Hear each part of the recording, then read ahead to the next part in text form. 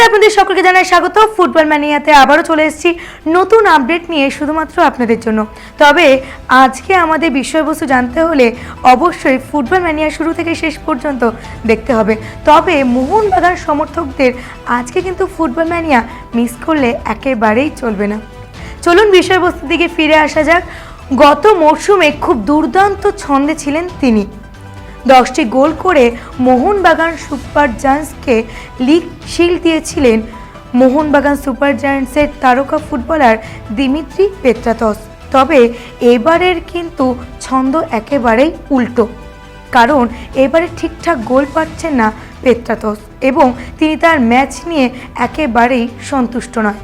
আগামীকাল অর্থাৎ শনিবার 28 তারিখ আইএসএল অর্থাৎ ইন্ডিয়ান সুপার লিগে মুখোমুখি হতে চলেছে মোহনবাগান সুপার জায়ান্টস বনাম বেঙ্গালুরু, এবং এই ম্যাচের দিকে অবশ্যই তো আমাদের নজর থাকবে।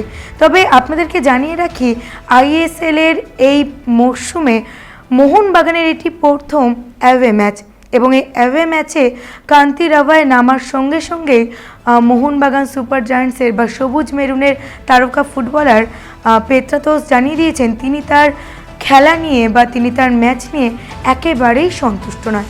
এমনকি তিনি এটিও বলেছেন যে গত মরশুমের খেলা নিয়েও কিন্তু তিনি একেবারেই সন্তুষ্ট ছিলেন না, এবং তিনি বলেছেন যে ফুটবলে নাকি সুযোগ করে দেয় নিজের উন্নতি করার জন্য, এবং সেই কারণেই তিনি নাকি তার কোনো খেলা নিয়েই বা কোনো ম্যাচ নিয়েই সন্তুষ্ট হন না, এবং সেই ক্ষেত্রে এই ম্যাচে বা এই মরশুমের শুরুর ম্যাচ থেকেই তিনি তার ম্যাচ নিয়ে সেরকম সন্তুষ্ট না হলেও মরশুমের যেহেতু শুরু, সেই ক্ষেত্রে তিনি আশা রাখছেন যে আগামী দিন তার উন্নতি হবে বা তার খেলার উন্নতি তিনি করাতে পারবেন।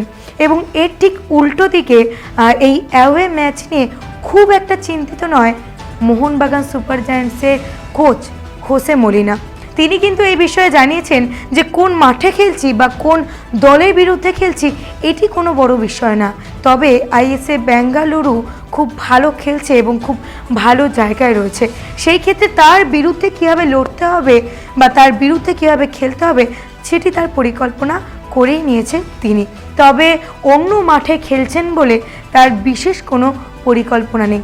সেই ক্ষেত্রে একেবারেই আপনারা বুঝতে পারছেন, যেখানে পেত্রাতস একেবারেই তার খেলা নিয়ে খুশি নয়, সেই ক্ষেত্রে ঠিক তার উল্টো দিকে মলিনা অর্থাৎ মোহনবাগানের কোচ তিনি কিন্তু একেবারেই চিন্তিত না এই ম্যাচ নিয়ে। তবে এই ম্যাচের দিকে অবশ্যই আমাদের নজর থাকবে, আর আপনাদের নজর রাখতে হবে বাংলার পালস টিভির ইউটিউব এবং ফেসবুক পেজে, এবং এই রকমই ফুটবল থেকে যাবতীয় আপডেট পেতে দেখতে হবে বাংলার পালস টিভি, এবং বাংলার পালস টিভির ফুটবল ম্যানিয়া দেখতে একদমই ভুলবেন না।